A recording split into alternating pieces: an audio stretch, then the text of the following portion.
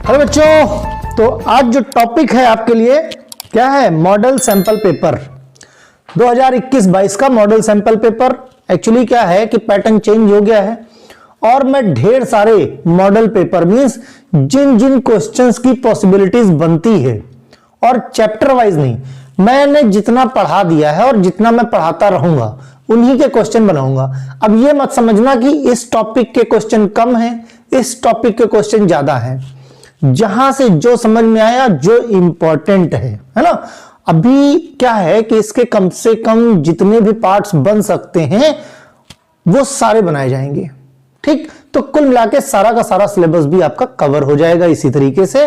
बस ये समझ लो कि ये जो क्वेश्चंस हैं ये बहुत इंपॉर्टेंट है। ठीक, अब इसका ये मतलब नहीं जो बच गया वो इंपॉर्टेंट नहीं है। नेक्स्ट चैप्टर मींस जो इसका नेक्स्ट पार्ट बनेगा उसमें आप देखोगे उसमें वो कवर हो जाएंगे, लेकिन क्वेश्चन वही होंगे जिनके आने की संभावना सबसे ज्यादा हो। तो शुरू करते हैं हम लोग पहले क्वेश्चन से। बिल्कुल उसी तरह से पैटर्न रहेगा जिस पैटर्न पे क्वेश्चन पेपर बनेगा जैसा सिलेबस में मेंशन है ना। जैसे फर्स्ट पार्ट जो पार्ट ए रहेगा, अटेम्प्ट एनी 3 क्वेश्चंस। इसमें क्या है, लॉन्ग आंसर रहेंगे आपके। लॉन्ग आंसर में क्या है कि 4 दिए रहेंगे, 4 में 3 करने हैं, यानी कि एक ऑप्शन में रहेगा, है ना। तो 4 क्वेश्चन दिए हैं, उनके 3 के आंसर आपको देने रहेंगे। जैसे पहला क्या है, डिस्क्राइब इंप्योरिटी इन फार्मास्यूटिकल्स। पढ़ाया हुआ है, पहली यूनिट का है, आराम से कर सकते हो आप, बात समझे। दूसरा क्या है, short note on iodimetry and iodometry titration, बहुत इंपॉर्टेंट है, ये भी पढ़ाया हुआ है, इसको भी आराम से कर सकते हो।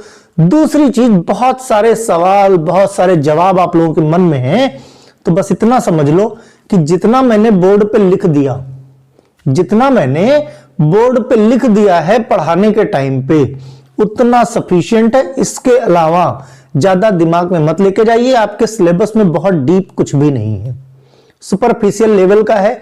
बहुत ज्यादा पढ़ने जाओगे, मान लिया अभी तुम पढ़ लोगे, ठीक है, बहुत अच्छी बात है, पढ़ लो, जितना पढ़ाया जाए उतना पढ़ लोगे, बहुत डीप घुस के पढ़ लोगे। लेकिन याद रखो कि जब आपका एग्जाम शुरू होता है तो एक शाम मिलती है, दूसरा पेपर आपका केमिस्ट्री का होता है। मींस एक पेपर आप दे के आते हो, उसके बाद आपको केमिस्ट्री एक शाम में पूरी तैयारी करनी है। अब इमेजिन करो उस वक्त क्या आपके पास इतना समय रहेगा कि डीप में पढ़ पाओ? उस वक्त आपको क्या, जितना ज्यादा प्रिसाइज, जितना ज्यादा ब्रीफ, कम से कम नोट्स मिल जाए जिसको पढ़ के आपका काम चल जाए, अच्छे नंबर मिल जाए। तो मैंने उसी तरह की तैयारी, ऐसा नहीं कि मैंने कोई किताब छपवा दी हो, पूरी जितनी जरूरत है उतना ही पढ़ाया है। ठीक, और ऐसा नहीं है उस टॉपिक के बारे में नॉलेज भी कंप्लीट मिलेगा। खैर, हम लोग थर्ड क्वेश्चन पे आते हैं, explain any 2 of the following.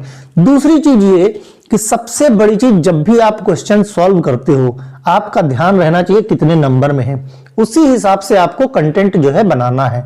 ये नहीं कि आप 5 नंबर में आए तो भी उतना लिख दो, 2 नंबर में आए हो तब भी उतना लिख दो, और 3 नंबर में आए तो भी उतना लिख दो, या 1 नंबर में आए तो भी उतना लिख दो। ठीक, कंटेंट का। अब जो ये मैं क्वेश्चन पेपर करवाता चल रहा हूं, 8 से 10 पार्ट में बनाऊंगा। जो इनके नोट्स बना लेगा, विश्वास मानो कोई भी क्वेश्चन बाहर का नहीं आएगा, बात समझ गए।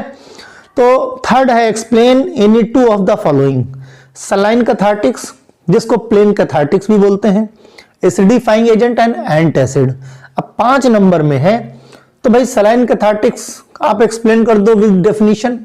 ठीक, उसके अंदर 2 कंपाउंड हमने पढ़ाए थे, वो आप एक्सप्लेन कर सकते हो। एसिडिफाइंग एजेंट में आपके सिलेबस में क्या है, हाइड्रोक्लोरिक एसिड। एसिडिफाइंग एजेंट आप एक्सप्लेन कर दो, एसिडिफाइंग एजेंट का क्लासिफिकेशन जो मैंने बताया है वो आप कर सकते हो, और हाइड्रोक्लोरिक एसिड को एक्सप्लेन कर दो। एंटासिड, एंटासिड एक्सप्लेन करके क्लासिफिकेशन करके 3 आप जो है उसमें एग्जांपल्स डाल दो। 3 मींस 3 जो उसके कंपाउंड्स है, इनऑर्गेनिक कंपाउंड्स, उनको आप एक्सप्लेन कर दो, 5 नंबर बड़े आराम से मिल जाएंगे। Right A short note on any 2। अब जब भी शॉर्ट नोट आता है लिखा हुआ, तो शॉर्ट नोट का मतलब क्या होता है? देखो, कहने को तो ये शॉर्ट है, बट इसमें शॉर्ट कुछ भी नहीं होता। जो भी आपका टॉपिक है उसके हर पहलू के बारे में, मींस कुछ भी छूटना नहीं चाहिए, सब कुछ आपको बोलना है। वो नाम है उसका शॉर्ट नोट, एक्चुअली वो लॉन्ग नोट भी हो जाता है, समझे। कुछ बच्चे क्या है, हाँ भाई शॉर्ट नोट पूछा है, 2 या 3 लाइन करके छोड़ दो, हो जाएगा। पूछे ही साथ शॉर्ट नोट में। मैंने क्या कहा, आप टर्मिनोलॉजी पे मत जाइए, ध्यान रखो कितने नंबर में पूछा गया है, यही सोच के क्वेश्चन करना। ठीक, तो शॉर्ट नोट किस पे, प्रोटेक्टिव्स पे, डेंटल प्रोडक्ट में, मेडिसिनल गैसेस में, है ना, तीनों आपको पढ़ाए मैंने, वही क्वेश्चंस वही पार्ट जो है कवर किए जो मैंने पढ़ाए हैं। ठीक, लेकिन जो पढ़ाए हैं बाकी के पार्ट्स भी कवर होंगे नेक्स्ट पार्ट में। तो इसमें भी 2-2 3-3 करके ड्रग्स आप जो एक्सप्लेन करो तो आपका काम हो जाएगा। फिर पार्ट बी की बात करते हैं, 3 नंबर में है। इसमें आपको जो पार्ट बी रहेगा इसमें 6 क्वेश्चन दिए रहेंगे, जिसमें से 5 क्वेश्चन आपके जवाब आपको देने हैं। ठीक, दूसरी चीज ध्यान ये रखना कि जो भी क्वेश्चन करना ऊपर आंसर नंबर साफ साफ, ताकि एग्जामिनर को ये क्लियर हो जाए कि भाई किस ये जवाब जो है किस आंसर का है या किस क्वेश्चन का है। ठीक, ये कहीं नहीं कि यहां से शुरू कर दो वहां से शुरू कर दो, मींस जो भी लिखो वो क्लियर लिखो। दूसरा, जो पहले आपको आता है वो आप पहले कर लो, मींस आसान वाले पहले कर लो और कठिन मुश्किल वाले वो बाद के लिए छोड़ दो, बाद में सोच के अपना लिखते रहना। तो शॉर्ट आंसर में क्या है, give short note on ferrous sulphate and या मैग्नीशियम हाइड्रोक्साइड, यानी इसमें कोई ऑप्शन नहीं है आपके पास, ferrous sulphate and magnesium hydroxide दोनों की डिटेल लिखनी है, दोनों के बारे में क्या उसकी प्रॉपर्टीज एक्सप्लेन कर लो, ब्रांड नेम एक्सप्लेन कर लो, फॉर्मुलेशन एक्सप्लेन कर लो, है ना, जो कुछ भी मैंने पढ़ाया है। Explain briefly part second question, boric acid and bleaching powder, सिनोनियम वगैरह ध्यान रखना है ना। तो बोरिक एसिड ब्लीचिंग पाउडर की डिटेल जो मैंने पढ़ाई है, इनके आंसर मैंने नहीं लिखे यहाँ पे, क्योंकि मैंने पढ़ा रखा है इनसे के रिगार्डिंग वीडियो। जो भी बच्चा चाहता है कि केमिस्ट्री में नंबर बहुत अच्छे आए, ये जो क्वेश्चन पेपर प्रोवाइड कर रहा हूं, इन क्वेश्चंस को लिख लो और लिख के एक रजिस्टर बना लो, उसको सॉल्व करते रहो, एग्जाम टाइम पे बहुत मदद करेंगे आपको। कोई किताब देखने की जरूरत नहीं पड़ेगी, सिर्फ इन्हीं क्वेश्चंस को देख लोगे आपका काम हो जाएगा। फिर structure and IUPAC, name any of any two, thiopental sodium anaesthetics में मैंने पढ़ा रखा है ना, फिनोबार्बिटल, फ्लोक्सिटिन। तो ये 3 है, 3 में से किसी 2 का आपको क्या स्ट्रक्चर बना के उसका आईयूपीएसी लिखना है। आईयूपीएसी स्ट्रक्चर पे बहुत क्वेश्चन पूछे जाते हैं। फिर right popular brand name and formulation. अब देखो क्या है पॉपुलर ब्रांड नेम, यहां की जगह पॉपुलर जो है मार्केट प्रिपरेशन भी पूछ सकता था, ब्रांड नेम को क्या बोलते हैं, मार्केट प्रिपरेशन। फिर क्या है, फॉर्मुलेशन के बारे में पूछा है। फॉर्मुलेशन मतलब ऑफिशियल प्रिपरेशन या फार्मास्यूटिकल प्रिपरेशन के बारे में, डेप्सोन, पास और एल्प्राजोलम। इसमें क्या है, इन तीनों के पॉपुलर ब्रांड नेम और फॉर्मुलेशंस के बारे में आपको बताना है। Describe anti carries agent, anti carries agent जो आपके हैं डेंटल प्रोडक्ट्स में, उनके बारे में एक्सप्लेन करना है। छठा क्वेश्चन क्या है, शॉर्ट नोट ऑन कॉम्प्लेक्सोमेट्री टाइट्रेशन। इसी तरह से क्वेश्चन बनेगा। कोई कहे बहुत डीप में जाके कि एक काम करो 0.1 नॉर्मल इसका इसके साथ ऐसे बताइए, ये सब क्वेश्चन आपके सिलेबस में नहीं है, मींस इतना डीप में मत जाइए। ठीक, जो मैंने पढ़ा दिया that is more than sufficient. तो ये कुल मिला के ये 6 क्वेश्चन थे, 6 क्वेश्चन में 5 के जवाब आपको देने जरूरी हैं। पार्ट सी, असली चीज यही है जो ज्यादा इंपॉर्टेंट है ना। वो तो आप वैसे भी सब्जेक्टिव में कहानी लिख के चले आओगे, लेकिन यहां पे नंबर आपको पूरे में पूरे मिल जाते हैं। तो जो 10 क्वेश्चन है, redox titration which type of reaction performed, which type of reaction perform भाई रेडॉक्स में, ऑप्शन क्या है, oxidation reduction, reduction, oxidation, complex formation या बोथ। ओके, तो इनके जवाब आप जो है, आपको जवाब मैं किसी का नहीं दूंगा, सिर्फ मैं क्वेश्चन एक्सप्लेन करूंगा।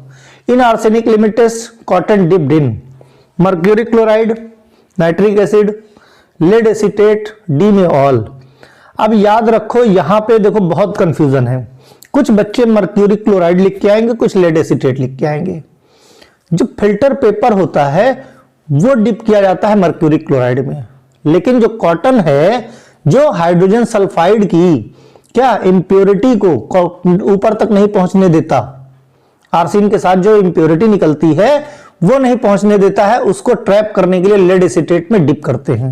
यानी आंसर क्या होगा इसका, बी होगा, लेड एसीटेट। फिर थर्ड क्या है, ईडीटीए। ईडीटीए क्या है भाई, इज मोनोडेंटेड, बाइडेंटेड, हेक्साडेंटेड या नन। तो कैसा है, अभी मैंने कुछ दिन पहले पढ़ाया हेक्साडेंटेड है ना।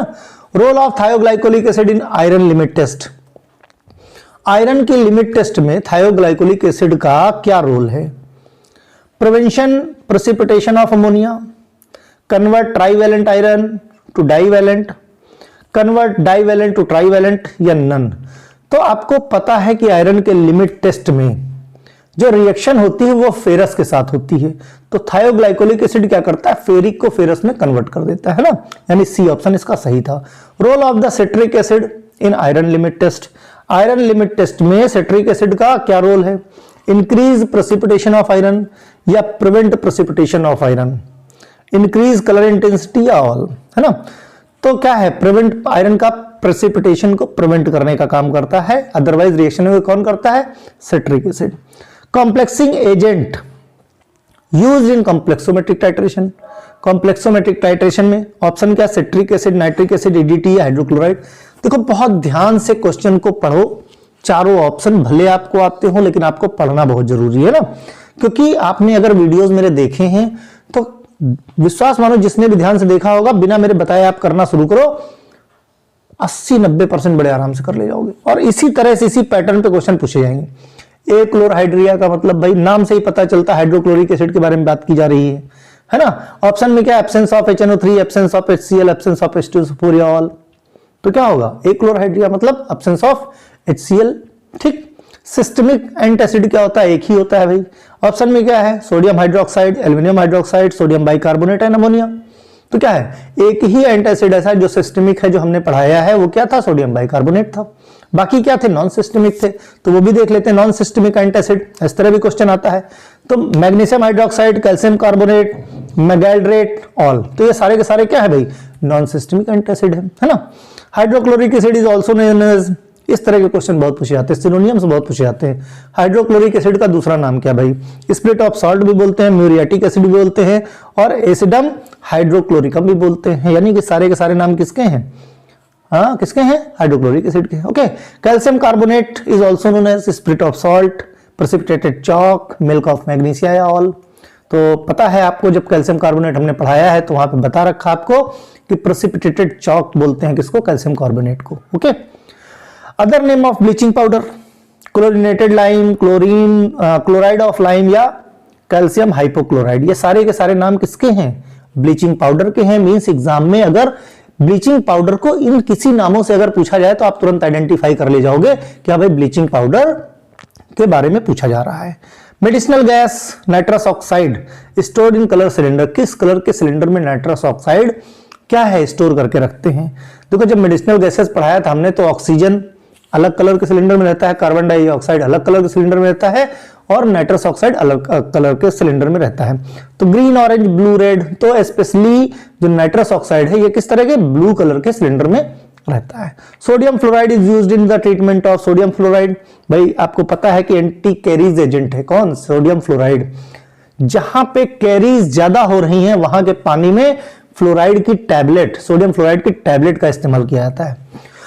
एक्सक्यूज मी, ओके, यानी कि सी ऑप्शन हमारा क्या है। अच्छा हाँ, सोडियम फ्लोराइड देखो अब ध्यान से, कैविटीज है ए और सी क्या है, डेंटल कैविटीज, बी में बोथ। अब कैविटीज भी सही है और डेंटल कैविटीज भी सही, इसका मतलब ऑप्शन हमारा कौन सा, बी सही होगा, बोथ ए एंड सी है ना। Which of the following dental product, भाई डेंटल प्रोडक्ट कौन से हैं भाई, calcium carbonate, sodium fluoride, denture clinic या ऑल। जाहिर सी बात है, जब हमने, इसीलिए कहता हूं सिलेबस को बहुत ध्यान से पढ़ो, काफी क्वेश्चन मल्टीपल चॉइस में आपका सिलेबस आपकी बहुत मदद करेगा, है ना। तो ये सारे के सारे क्या है, dental product. Acidifiers are the drug which, क्या करता भाई एसिडिफायर, नाम से ही पता चलता है, एसिडिफायर यानी जो एसिड को क्या है, इंक्रीज करे, यानी इंक्रीज द एसिडिटी, है ना, यानी सी ऑप्शन हमारा करेक्ट है।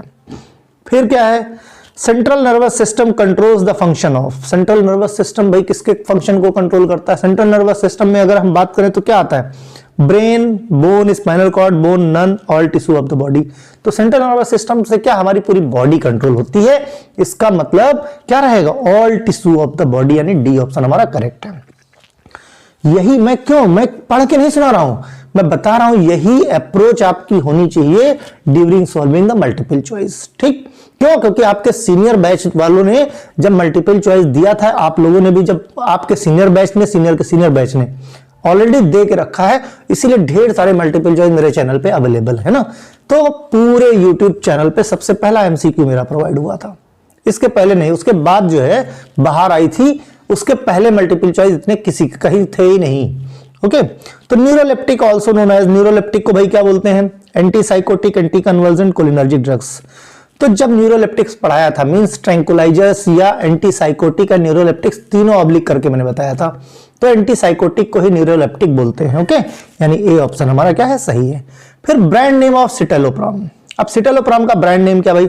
सी प्राइम, सेलेक्सा, सेलेप्रा या ऑल। तो जाहिर सी बात है क्या है, मैंने कहा जब एसिटेलोप्राम होगा तो एस आ जाएगा और सिटेलोप्राम होगा तो सी आ जाएगा, तो ध्यान रखना है इस चीज को, यानी डी ऑप्शन हमारा सही है। ब्रांड नेम ऑफ सुल्पिराइड, सुल्पिराइड का भाई ब्रांड नेम क्या है? डॉगमेटिल, डॉलमेटिल, सुल्फोर या ऑल।